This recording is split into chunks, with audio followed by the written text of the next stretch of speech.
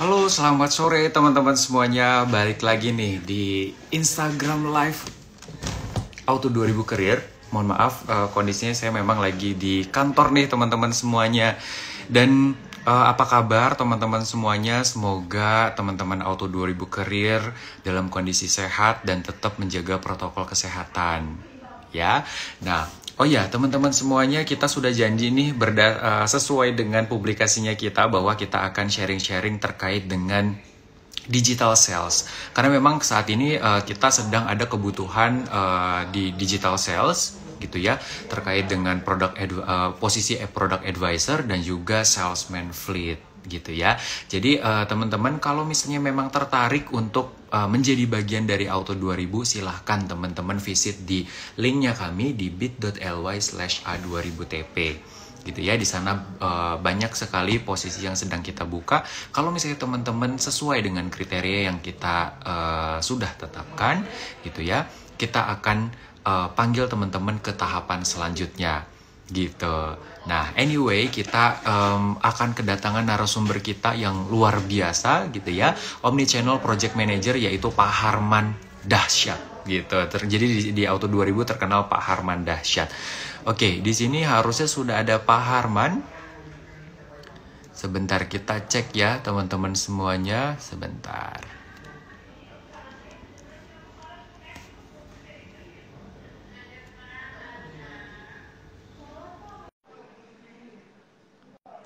Oke, Pak Harman, apakah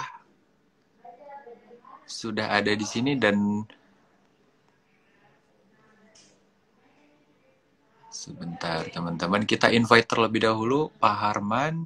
Pak Harman bisa join?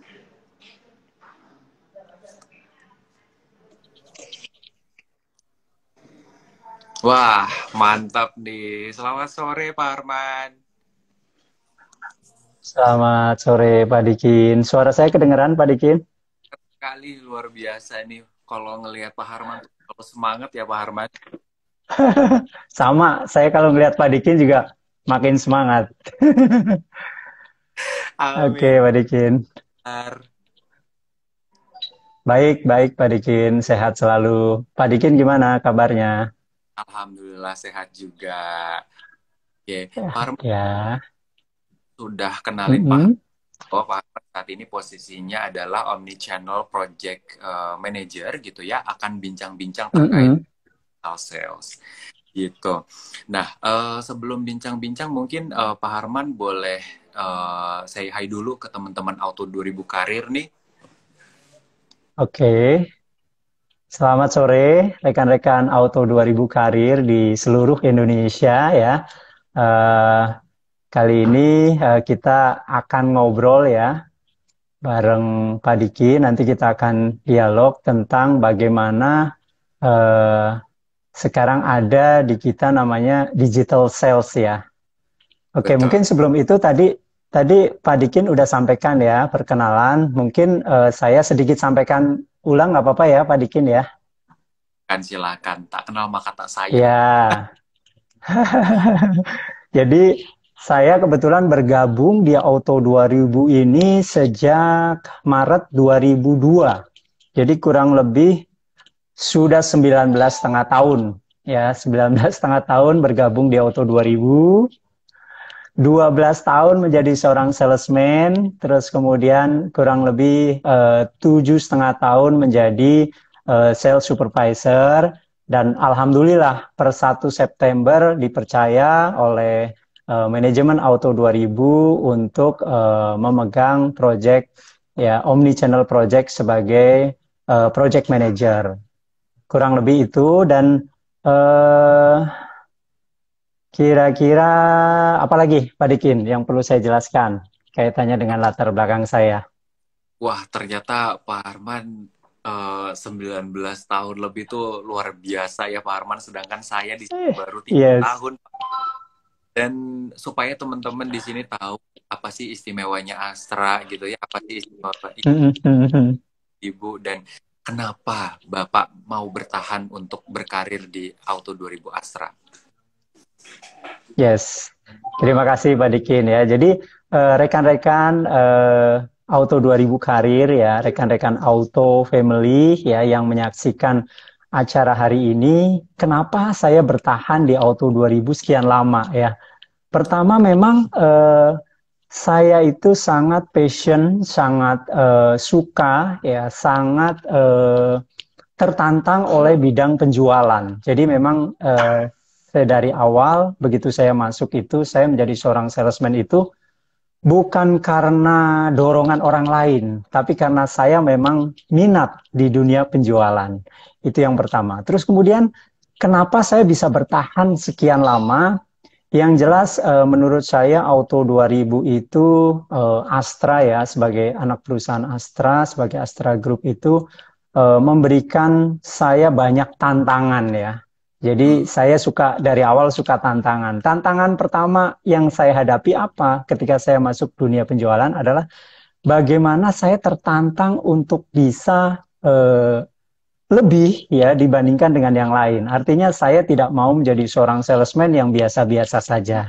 Hal ini saya buktikan sejak saya masuk menjadi seorang salesman sampai saya menjadi seorang sales supervisor kurang lebih 12 tahun itu saya tidak pernah absen yang namanya pertemuan wiraniaga nasional. Jadi setiap tahun saya selalu ikut terus. Karena mungkin Pak Dikin juga tahu ya, standar untuk mengikuti pertemuan wiraniaga nasional atau sekarang disebut sebagai the podium itu tidak mudah. Bukan salesman yang biasa-biasa saja, akan tapi seorang salesman yang memang secara penjualannya itu konsisten bagus, terus kemudian dia mempunyai track record bisa memberikan pelayanan yang terbaik kepada pelanggan. Jadi ada penilaian apa namanya customer satisfaction-nya seperti apa dan ada beberapa kriteria yang lain dan dari situ ya dari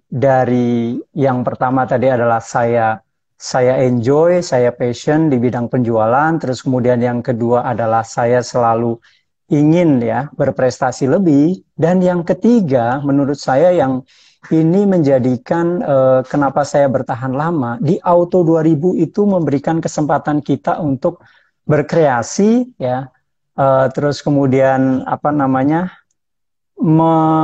bisa menjadi wadah kita untuk melakukan aktualisasi diri. Ya, jadi dulu saya pada saat sebagai seorang salesman, saya tidak hanya sekedar jualan. Saya punya apa namanya ya, semacam kebiasaan atau kebisaan dalam menulis ya. Itu saya tuangkan ya, beberapa kali saya menulis dulu ada majalah Autocom, saya beberapa kali menulis di situ, di Toyota Astra Motor juga ada majalahnya juga, saya nulis juga di situ, dan terakhir final di tahun 2018, meskipun sebagai seorang sales supervisor dengan pekerjaan yang luar biasa padat, saya masih sempat menulis satu buku ya, The Greatest Sales Way. Ini bukunya nih, yang nanti rencana saya akan bagikan ke teman-teman ya, 2 orang yang terbaik. Nanti menurut Pak Dikin, terserah pilihan Pak Dikin, nanti akan mendapatkan buku gratis dari saya. Jadi final tinggal sesuai kriteria yang Pak Dikin tentukan, nanti tinggal kirim alamatnya, nanti nggak usah pakai ongkos kirim, saya kirim gratis. Gitu Pak Dikin, kurang lebih 3 ya. Biasa, pengalamannya luar biasa juga. Pak Harman ini juga bukan hanya seorang apa namanya karyawan hebat Auto 2000, ternyata juga pinter nulis gitu teman-teman, dan sudah ada bukunya dan 2 orang beruntung. Jadi mudah-mudahan nanti kita sampai dengan akhir mungkin nanti ada sesi Q&A gitu ya. Jadi nanti pertanyaan teman-teman akan mendapatkan masing-masing satu buku gitu ya dari Pak Harman gitu. Jadi teman-teman kalau misalnya mau nanya mulai silahkan, nanti di sesi Q&A akan dijawab oleh Pak Harman gitu ya. Biasa Pak Harman, dan kita lanjut bagaimana nih Pak Harman dengan kondisi pandemik seperti ini? Pak Harman apakah ada kendala atau so far lancar-lancar aja? Yes, ya ini pertanyaan yang menarik nih Pak Dikin ya. Terima kasih. Jadi Kondisi saya ingat kurang lebih bulan Maret April 2019 ya kita pertama 2020 2020. 2020 2020 ya pertama kali pandemi itu ini sesuatu yang baru memang dan kita harus bisa beradaptasi dengan cepat ya pada saat itu eh, pertama adanya coronavirus ya kita harus mau nggak mau harus bekerja dari rumah atau WFH. Nah, teman-teman juga bisa lihat ya channel YouTube saya ya Harman Dasyat. Di situ Oh, saya ya ada. Jadi pada saat itu saya membuat satu bagaimana cara sih menjual dengan tetap efektif pada saat kondisi pandemi. Nah, itu ada mm-mm. tuh. Kalau misalnya nanti teman-teman mau lihat, kunjungin eh, channel YouTube saya, silakan. Di situ ada tuh yang di awal tahun 2020. Pada saat kondisi pandemi seperti ini, yang kita butuhkan adalah bagaimana kita cepat beradaptasi. Ya, awalnya pelanggan susah ditemui, ya. Terus kemudian kita juga dibatasi semua akses. Yang biasa salesman mobil nih di tim saya biasa melakukan pameran, jadi nggak bisa lagi. Terus Mm-mm. kemudian showroom yang biasanya ramai pengunjung itu juga menjadi sepi. Nah, apa yang harus kita lakukan pada saat itu ya saya sampaikan kepada tim saya adalah kita harus bisa cepat beradaptasi dengan apa? Dengan menguasai eh, kemampuan untuk bisa menjual dengan cara digital ya. Mulai kita aktif dalam sosial media, terus kemudian kita juga bisa share baik tentang value yang bermanfaat buat pelanggan ataukah misalnya penawaran-penawaran menarik yang kita bisa berikan kepada pelanggan sehingga pada saat kondisi yang sulit pun masih tetap ada market ya, masih tetap ada orang-orang yang memang dia tetap punya kemampuan untuk membeli mobil. Ya, jadi nah di situ saya sampaikan tuh di channel YouTube saya, kita harus melakukan semacam menarik ya prioritas segmen market kita yang pada saat pandemi ini kita bisa sasar itu segmen yang mana? Ya, yang pertama adalah yang memang customer itu benar-benar mampu, ya, mempunyai kemampuan. Perusahaan pun seperti itu, yang dia secara cash flow, yang secara keuangan perusahaannya itu masih kuat. Itu adalah sasaran target market utama. Ya, yang kemudian yang kedua apa pada saat itu? Manfaatkanlah harta karun yang kita punya.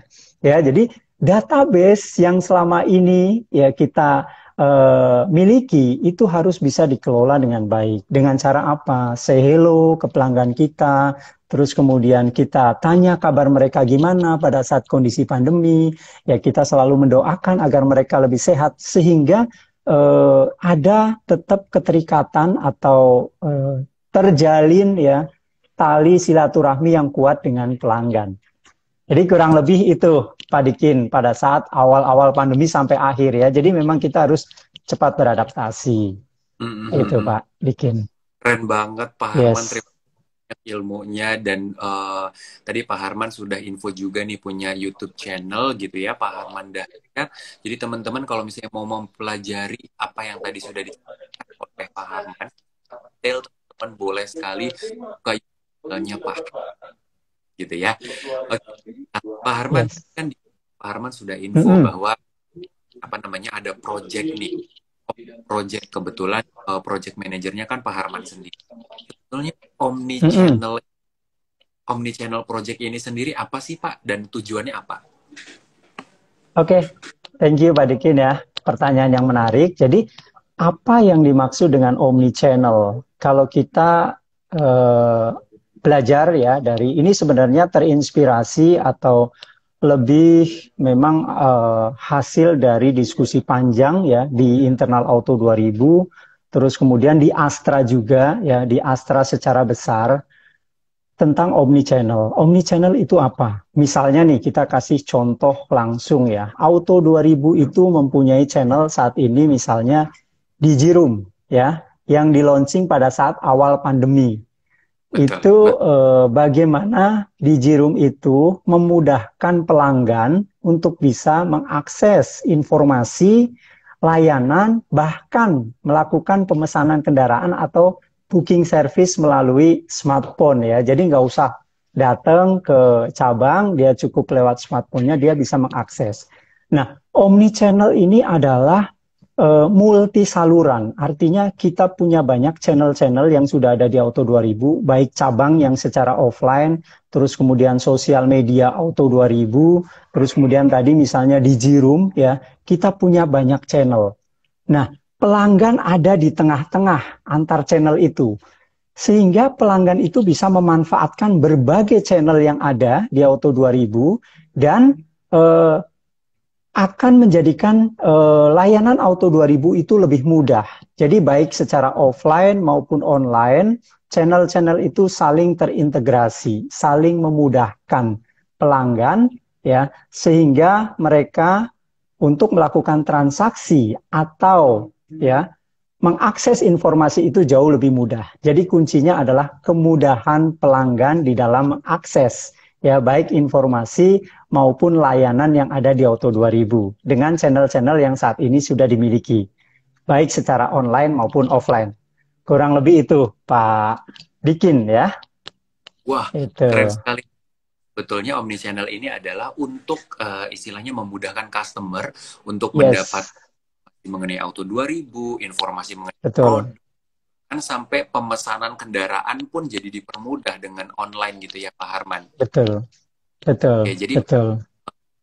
untuk kepuasan pelanggan dan juga at the end gitu ya untuk mengenerate profit pastinya untuk perusahaan.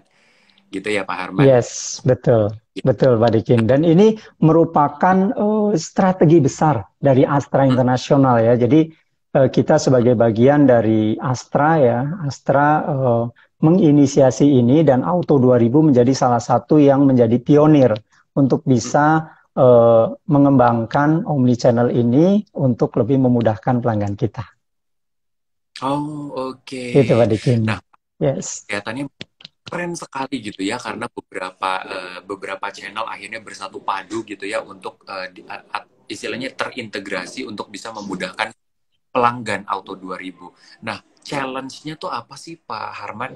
Challenge terbesar dalam Oke. Omni. Yes, ya. Jadi karena tujuan utamanya adalah mempermudah pelanggan di dalam mengakses baik informasi maupun layanan, challenge pertama yang kita secara internal perlu perbaiki adalah bagaimana sistem yang ada di internal kita itu terus dilakukan perbaikan nih secara terus-menerus. Contohnya di Jirum nih ya. Di Jirum itu kan awalnya apa namanya pelanggan ada beberapa yang merasa kesulitan nih misalnya dalam mengakses atau melakukan pemesanan melalui Digiroom. Nah ini perlahan dan kita terus berkolaborasi, berkoordinasi dengan tim dari Astra Internasional untuk bisa terus memperbaiki, memudahkan layanan. Jadi yang pertama PR-nya adalah perbaikan di sistem, ya, sistem layanan yang ada di channel-channel Auto 2000.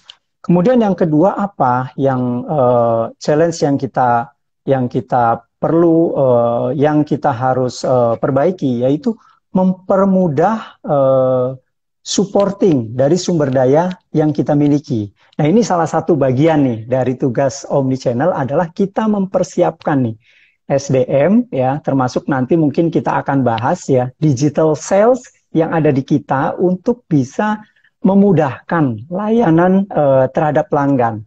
Ketika kita di awal pembuatan Digiroom itu mempunyai ada namanya Tasya yang merupakan chatbot ya, layanan kita bisa langsung berkoordinasi, akan tetapi kan orang kita terbiasa berhadapan langsung atau kelihatannya kok nggak nyaman ya berkomunikasi dengan chatbot ya.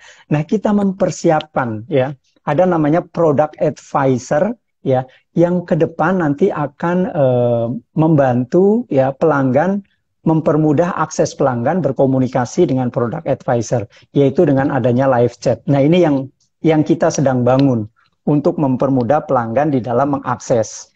Ya, terus kemudian apalagi ya tantangan kita adalah bagaimana kita mengedukasi pelanggan ya.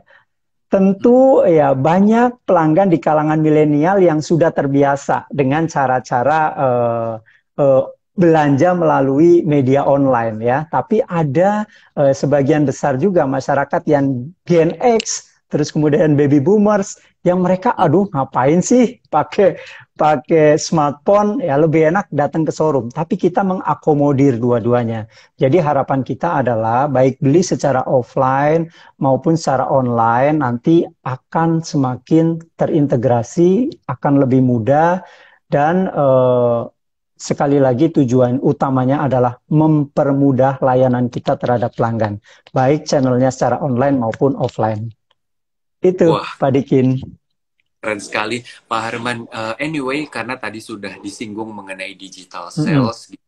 Nah, Mm. kebetulan kemarin kita sudah buka lowongan nih, Pak Harman dan Mm-mm. teman-teman Mm-mm. terkait dengan posisi product advisor gitu ya, atau digital sales. Yes. Cukup banyak yang sudah mendaftar, tapi memang masih banyak juga yang bertanya sebetulnya apa sih tugas dan tanggung jawabnya product advisor gitu. Supaya teman-teman, Oke. Pak Harman boleh jelaskan? Yes, yes, menarik sekali ya pertanyaannya. Apa sih perbedaan antara product advisor dengan salesman yang biasa ya? Kalau salesman yang biasa, mereka seringkali pada saat menjadi awal menjadi sales itu, waduh, susah banget nih cari prospek gitu kan. Tantangan utama mereka di situ kan. Cari prospek susah banget, udah canvassing, udah telepon, follow up customer, database, tapi ternyata masih susah untuk mendapatkan pelanggan. Nah, salah satu pembedanya di product advisor ini adalah kita saat ini Auto 2000 itu sudah mempunyai banyak sekali channel ya, channel-channel digital baik sosial media ya seperti IG, Facebook, YouTube, bahkan ada email marketing yang selalu menyapa pelanggan. Itu menjadi aset yang sangat luar biasa mendatangkan mendatangkan traffic di channel-channel tersebut. Nah, tugas product advisor itu jauh lebih ringan dibandingkan dengan salesman pada umumnya. Ya, jadi dia mendapatkan nih, jadi prospeknya sudah ada, tinggal mereka melakukan komunikasi, follow up, terus kemudian secara closing juga akan lebih cepat. Kenapa? Karena mereka masuk ke channel digital kita juga biasanya itu cukup banyak yang memang dia secara baik kemampuan maupun keinginan untuk membelinya juga sudah tinggi. Itu salah satu pembedanya. Terus kemudian perbedaan yang lain apa? Ya, skill apa yang paling dibutuhkan untuk menjadi seorang product advisor ya? Kalau skill secara umum sih mirip-mirip ya. Salesman juga sama. Dia punya communication skill, terus kemudian bagaimana dia closing skill, terus bagaimana dia mengatasi keberatan pelanggan, itu mirip-mirip.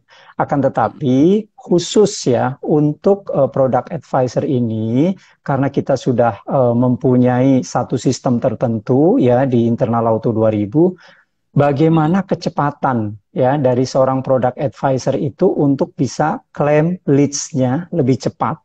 Terus kemudian dia melakukan follow up kepada pelanggan lebih cepat. Ini yang menjadi ukuran yang penting.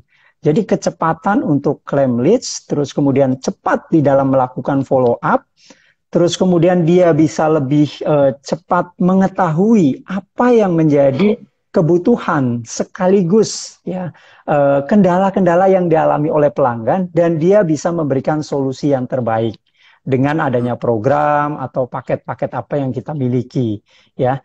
Skill itulah yang menjadi ukuran. Jadi ukuran yang paling penting adalah bagaimana leads atau traffic yang tadi sudah masuk itu menjadi berubah atau terkonversi menjadi penjualan atau SPKDO.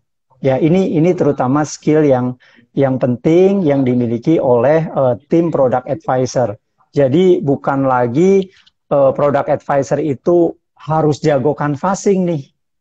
Ya, harus jago ngiklan juga enggak. Kenapa? Karena sudah dipersiapkan oleh tim supportnya Auto 2000.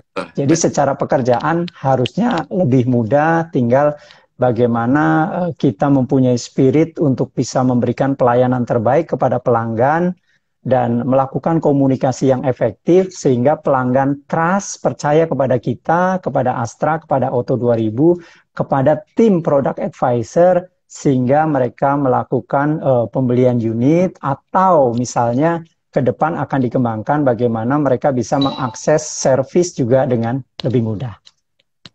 Kurang lebih Wah, itu Pak Dikin. sangat Yes. teman-teman di sini semuanya teman-teman Auto 2000 Career sudah dikasih bocoran nih sama Pak Harman terkait dengan product advisor itu apa sih, dan tadi sudah dijelasin ya bahwa cukup berbeda nih dengan salesman. Karena kalau salesman biasa, honestly memang butuh effort yang luar biasa untuk mendapatkan customer gitu ya. Tapi yang namanya advisor ini jauh lebih mudah karena untuk mendapatkan leads atau prospek itu dibantu oleh mesin istilahnya gitu ya. Udah ada Betul, channel-channelnya, betul. wordnya gitu. Yes. Tinggal bagaimana product advisor ini melakukan yang terbaik terkait dengan servisnya. Begitu ya Pak Harman. Dan tadi Yes. info skill-skill apa aja sih yang perlu dimiliki oleh seorang product advisor. Jadi teman di sini untung nih, kalau misalnya memang tertarik untuk bisa menjadi product advisor, sudah tahu apa yang perlu disiapkan gitu. Dan teman-teman kalau misalnya tertarik untuk bisa menjadi product advisor ataupun posisi lain, silahkan teman-teman visit di bit.ly A2000TP, ada di bawah ini. Di sana ada beberapa posisi yang kita buka, termasuk product advisor dan juga fleet salesman. Teman-teman kalau misalnya tertarik, silahkan. Dan yang sesuai dengan kriteria, kita akan proses ke tahapan selanjutnya. Gitu. Kebetulan kita memang butuhnya lagi cepet ya, Pak Harman ya. Iya, betul Pak Dikin. Oke. Nah, Pak Harman, sebetulnya mungkin kan tadi lebih ke apa itu product advisor, kemudian juga apa namanya skillnya apa, dan ternyata lebih mudah dibandingkan sales biasa. Tapi challenge-nya apa sih Pak Harman? Kan kita pengen tahu nih challenge-nya sebetulnya apa sih kalau misalnya di product advisor? Iya, thank you Pak Dikin ya. Jadi challenge atau tantangan apa sih yang kita hadapi ketika menjadi seorang product advisor ya? Jika teman-teman yang mendaftar sudah menjadi seorang salesman yang pada umumnya ya tentu tentu ini secara pekerjaan kan berbeda ya.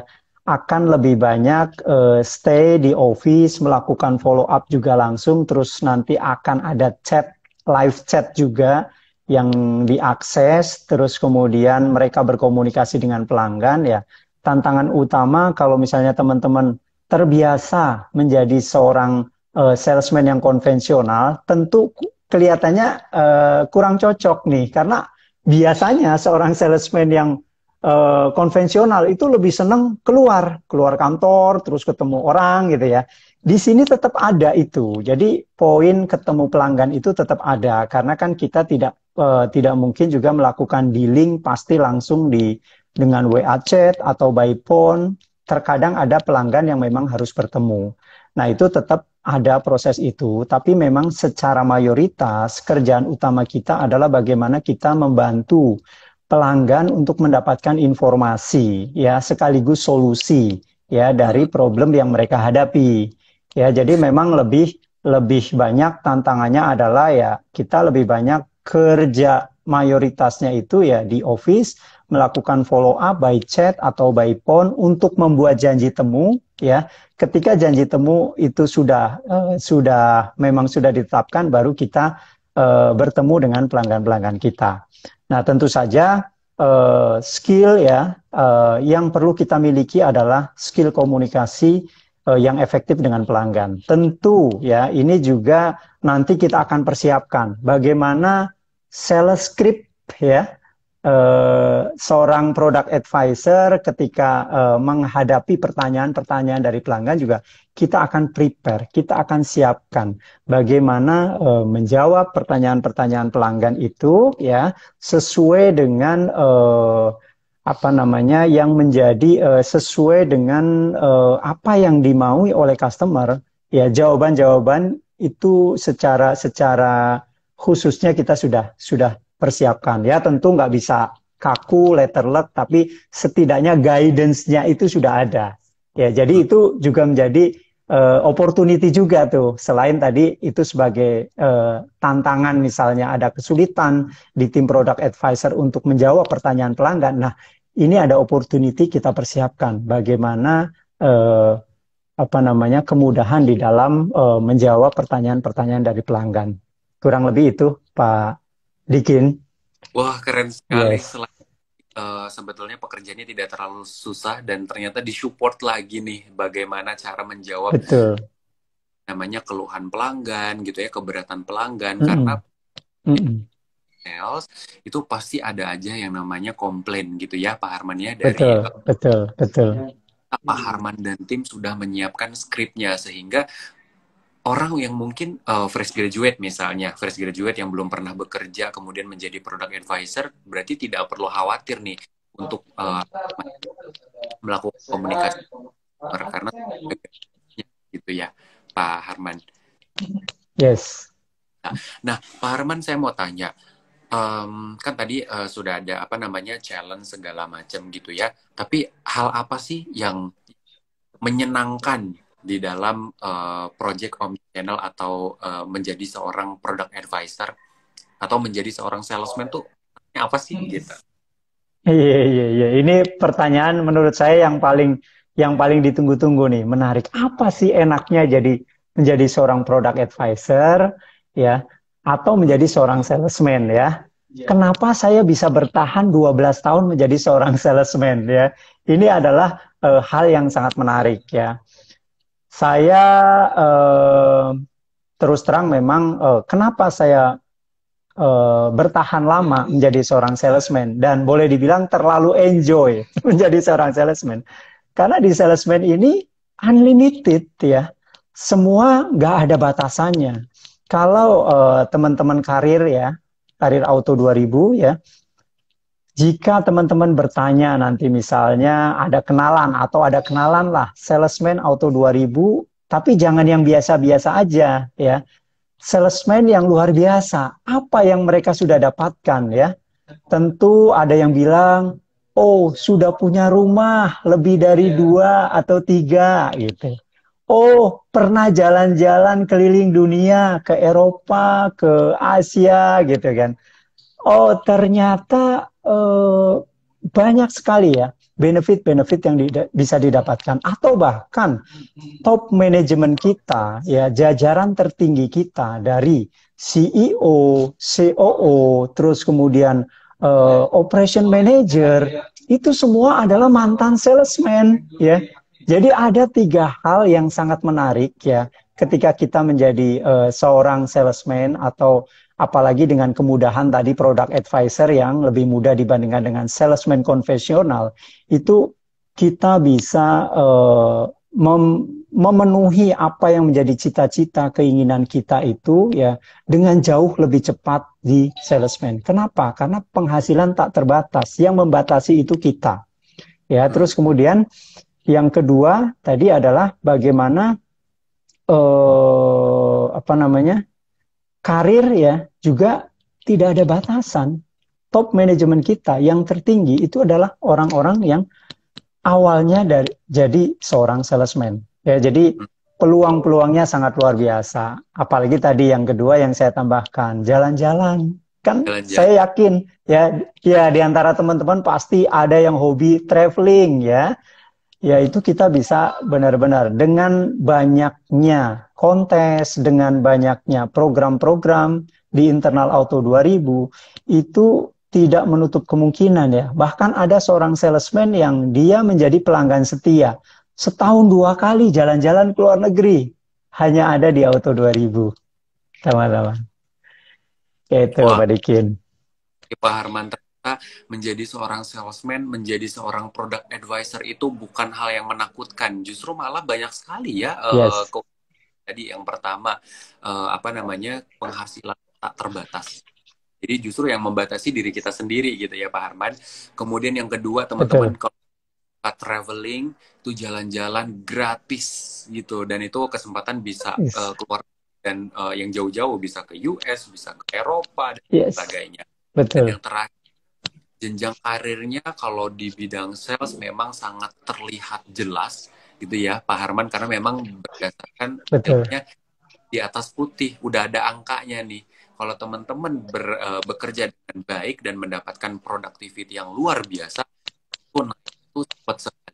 Bahkan operation manager kita sekelasnya general manager gitu ya, kemudian juga direksinya kita dari CEO dan juga COO itu berasal dari Salesforce atau salesman. Yes, Luar biasa betul, ya. Pak Dikin.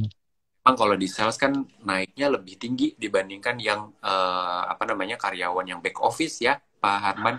Betul, betul, Pak Dikin. Yes.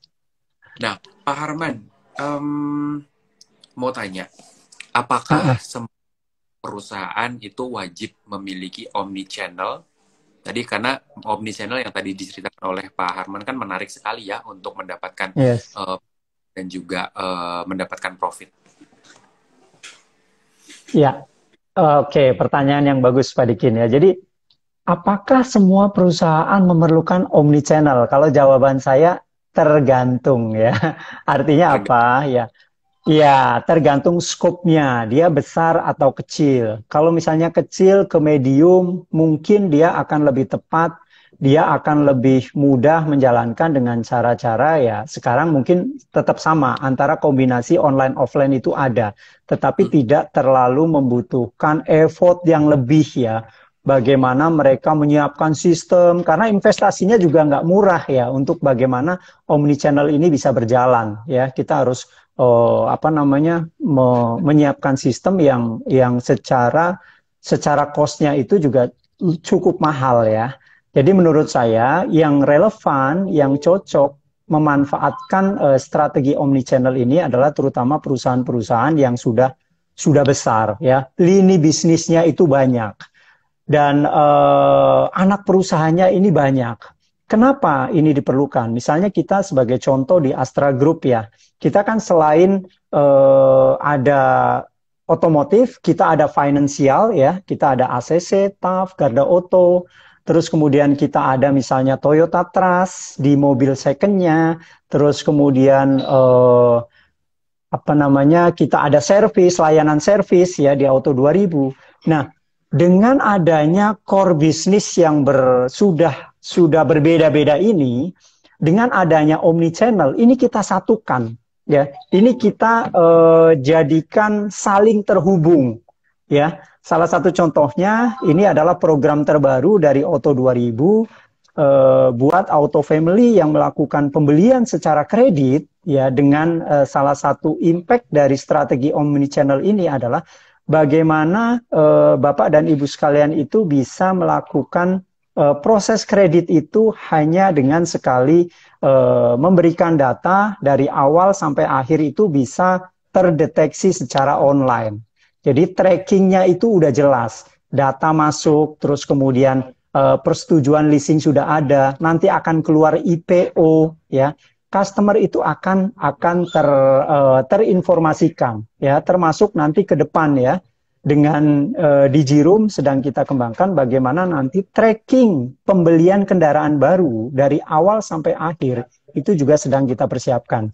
Jadi pertama kita memesan tanggal berapa, terus kemudian ketika pelanggan itu melakukan transfer uang itu dia akan mendapatkan feedback ya bahwa uangnya sudah diterima, terus kemudian ketika unitnya sudah dapat juga bisa diinformasikan, terus kemudian proses selanjutnya STNK selesai dan sampai proses pengiriman itu akan menjadi satu kesatuan informasi yang akan terupdate ke pelanggan.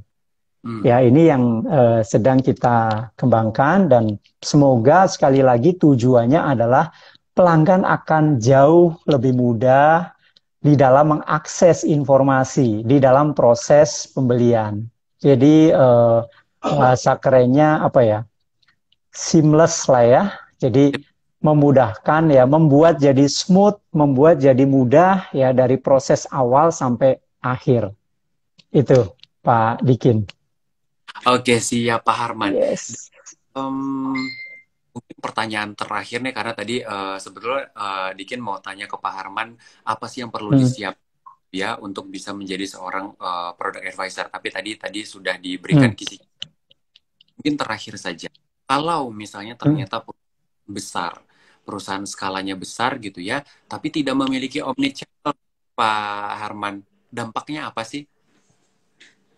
Iya, pertama impact-nya adalah pelanggan sekarang itu dengan adanya krisis ekonomi, pandemi COVID-19 itu terjadi lompatan, ya percepatan yang sangat luar biasa ya. Dan namanya disrupsi ya. Jadi benar-benar perubahan ini terjadi begitu cepat. Jika kita ya mempunyai atau berada di perusahaan yang sangat besar akan tetapi menutup diri terhadap perubahan Hmm. atau strategi omnichannel ini ya lama-kelamaan akan ditinggalkan oleh pelanggan. Bagaimana tidak ketika pelanggan maunya cepat ya melalui digital tapi dia tidak menyiapkan harus datang ke showroomnya dia sementara sekarang semuanya dibatasi ya kita tidak akan pernah tahu akan sampai kapan kondisi seperti ini ya. Orang itu harus WFH, akses ke tempat-tempat publik termasuk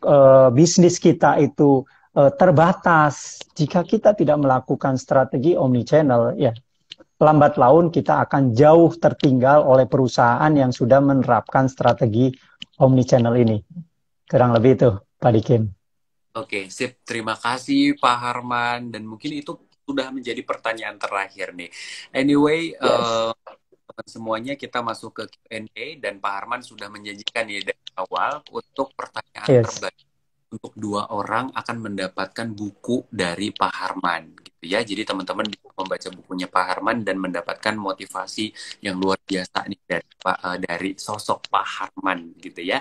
Nah, oke teman-teman boleh silakan untuk pertanyaannya. Tadi saya sudah membaca ada pertanyaan dari sebentar. Saya sambil mencari dan mau info teman-teman kalau misalnya memang tertarik untuk bisa menjadi bagian dari Auto 2000 termasuk menjadi product advisor gitu ya, teman-teman bisa visit di bit.ly/a2000tp, sudah kami pin di kolom komentar.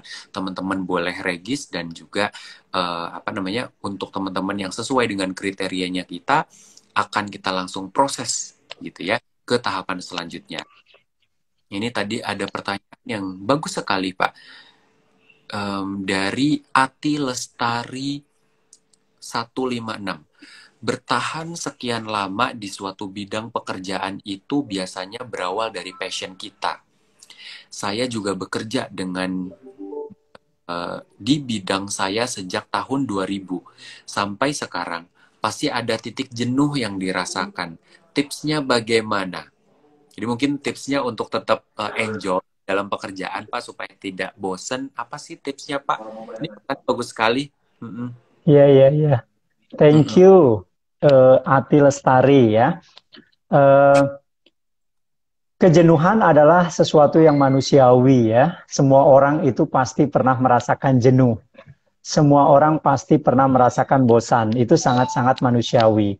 Nah, apa yang kita lakukan ya ketika kita menghadapi kejenuhan ya di dalam apa namanya karir kita ya, di dalam pekerjaan kita. Kalau berdasarkan pengalaman ya yang saya alami ketika kita mengalami kejenuhan, ya saya karena saya basicnya adalah kesukaan saya adalah menulis, ya saya tuangkan dalam menulis. Tapi setiap orang kan beda-beda ya. Ada yang hobinya, oh ternyata dia hobinya misalnya siaran di radio misalnya, gitu ya. Dan dia akan melakukan aktualisasi dengan misalnya nih dengan perkembangan teknologi sekarang yang mereka hadapi, oh coba bikin podcast sendiri gitu kan. Atau Mm-mm. bisa melakukan sekarang sudah zamannya live IG misalnya.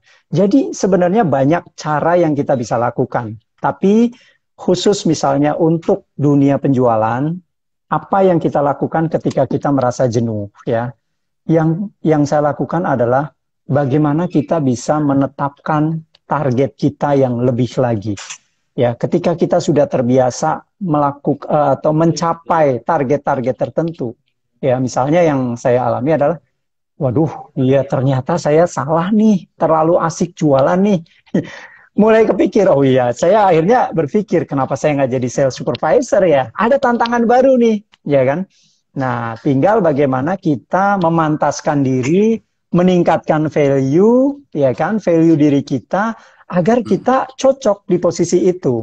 Ya, demikian juga ketika misalnya saya sudah menjadi seorang sales supervisor 6 tahun, ya 7 tahun, saya tentu ingin lebih lagi nih, naik lagi secara karir.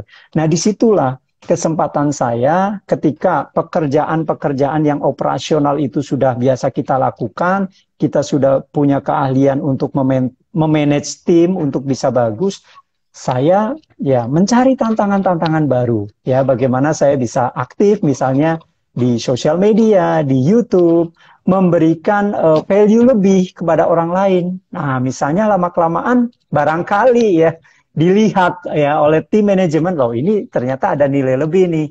Nah, akhirnya kita mempunyai kesempatan ya, mempunyai kesempatan untuk bisa meningkatkan karir kita. Ya, jadi Mbak Ati Lestari ya, jika misalnya Anda bosan ya, tentu settinglah target goal yang lebih tinggi lagi. Terus kemudian yang kedua apa? Tingkatkan value Anda, ya. Bagaimana value Anda di mata pelanggan Anda itu bisa lebih, ya. Di mata kalau kita di perusahaan kita, kita punya value lebih dibandingkan dengan yang lain, ya.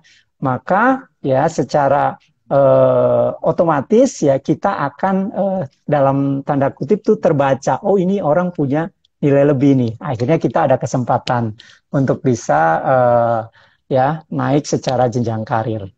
Ya, kurang lebih itu Pak Dikin. Wah, keren sekali. Terima kasih Pak Harman. Dan Pak Harman kan luar biasa, pengalamannya juga sudah banyak ya, 19 tahun lebih. Betul Yes. sekali, apa namanya, terkait dengan kita harus meningkatkan value diri gitu ya, supaya manajemen kita juga pasti melihat, oh anak saya Betul. memiliki value lebih dan bisa dipromot ke posisi yang lebih baik gitu ya Pak Harman. Oke, di sini dari Susi, sebentar, di sini Susi sudah apply, semoga lolos di tahap berikutnya. Amin. Kemudian Amin ya, selamat.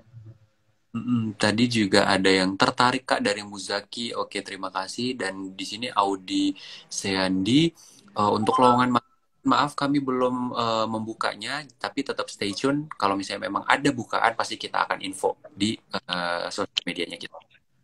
Dan ini pertanyaan dari, oke, ini juga pertanyaan bagus nih dari Irgiansyah.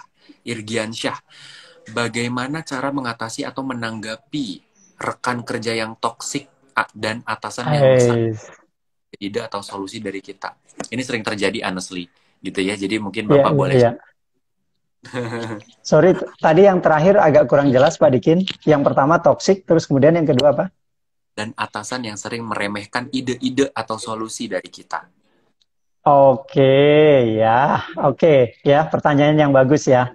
Jadi ketika kita menghadapi apa namanya rekan kerja kita yang toksik ya, terus dia itu katakanlah misalnya menganggap kita apa namanya sering menjelekkan, terus kemudian menganggap kita rendah atau bahkan sering menggunjingkan kita. Kalau prinsip saya ya, ketika kita ya selalu berprasangka, berbuat baik kepada orang lain ya, terus kemudian menganggap bahwa toksik itu memang kita nggak bisa hindarin ya. Ada orang-orang tertentu ya yang mempunyai karakter seperti itu gitu kan.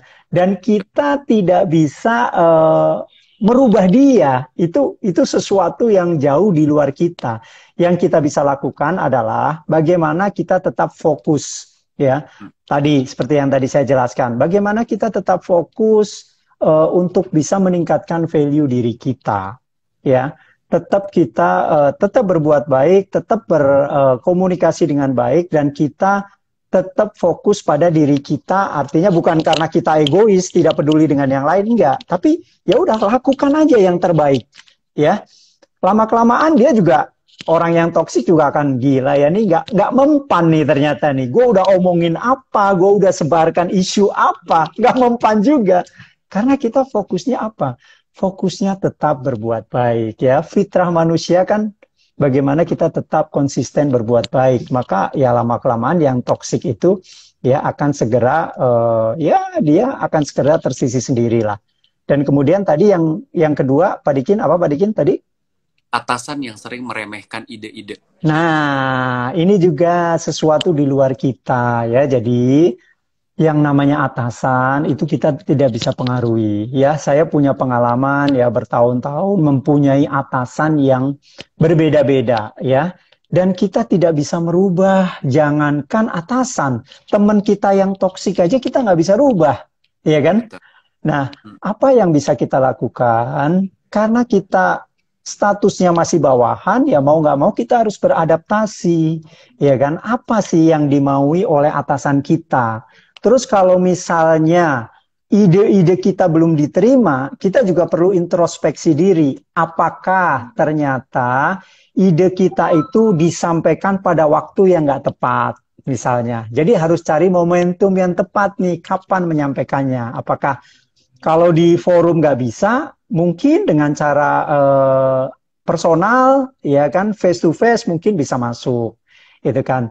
Nah, ketika kita mempunyai sekali lagi misalnya tadi fokus pada peningkatan value kita, entah itu misalnya atasan kita itu apa menganggap kita awalnya tidak punya apa namanya kelebihan atau selalu menurut dia kurang bagus, lama kelamaan ya ibarat batu ya, analoginya adalah batu yang sangat keras, terus kemudian dia setiap saat setiap detik ditetesin air ya bertahun-tahun, itu lama kelamaan akan menjadi lubang. Betul. Ya, lama-kelamaan tuh baju itu bisa pecah gitu kan. Kenapa? Karena konsistensi kekuatan kita yang memang ya konsisten kita berbuat baik, konsisten kita meningkatkan value, akhirnya pimpinan kita pun suatu saat dia akan menganggap, oh iya ternyata anak buah gue ini punya potensi nih, ya. One day dia akan bilang, oh ternyata penilaian gue tuh salah selama ini, oh ternyata dia konsisten nih, ternyata dia punya value bagus, konsisten berbuat bagus, menghasilkan ya produktivitasnya bagus, ya lama kelamaan dia juga akan melihat, oh ternyata selama ini saya salah, ternyata dia bagus, punya potensi, dan akhirnya kita bisa dikembangkan, kita bisa dipromosikan. Itu Pak Dikin. Ya, terima kasih banyak Pak Harman. Semoga menjawab pertanyaan dari Irgiansyah ya. Tadi pertanyaan tuh sudah bagus sekali dan menurut saya akan berhak mendapat buku dari Pak Harman, gitu ya. Jadi nanti kita tolong Eti Lestari dan juga Irgiansyah silahkan DM ke kami untuk apa namanya alamat lengkapnya, nanti dikirimkan langsung oleh Pak Harman ya, tanpa ongkos. Tanpa ongkos kirim, kita yang tanggung. Pak Harman, kita ternyata sudah hampir 1 jam, ternyata tidak. Oke, nggak kerasa ya. 54 menit kita bincang-bincang, mungkin lagi. Oke, betul ya, sudah tidak ada pertanyaan lagi. Mungkin kita terima kasih banyak Pak Harman sudah share luar insightful dan powerful terkait dengan digital atau product advisor nih di apa namanya project omnichannel gitu ya, dan juga Bapak selaku omnichannel project manager yang luar biasa. Mudah-mudahan semua pekerjaan dilancarkan oleh Tuhan dan sehat. Untuk teman-teman Auto juga terima kasih banyak sudah menyaksikan IG hari ini, dan kami akan IG live ini di feed-nya kami. Mudah-mudahan juga bermanfaat untuk teman-teman semua gitu ya. Stay safe, stay healthy, dan tetap jaga protokol kesehatan. Oke, terima kasih Pak Dikin. Lagi terima kasih banyak. Sampai jumpa lagi. Sama-sama Pak Dikin. Selamat sore Pak Harman. Sore Pak Dikin, thank you. Sehat selalu Pak Dikin. Amin, amin. Terima kasih Pak Harman. Terima kasih teman-teman semuanya. Izin kami end live ya. Terima kasih banyak. Selamat sore. Sore rekan-rekan semua.